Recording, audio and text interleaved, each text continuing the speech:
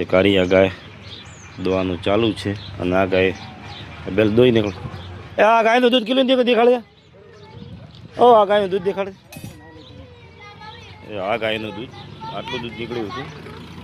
આ ગાયનું આ છે 8 લીટર જેવું. આ ગાયનું બ્લેકમાં છે એકદમ. બીજી તમામ ગાયો હાજરમાં છે ને કારિયા ગાય છે. આનો મોટી ડોલ છે 12 લીટર વાળી આ ગાયનું.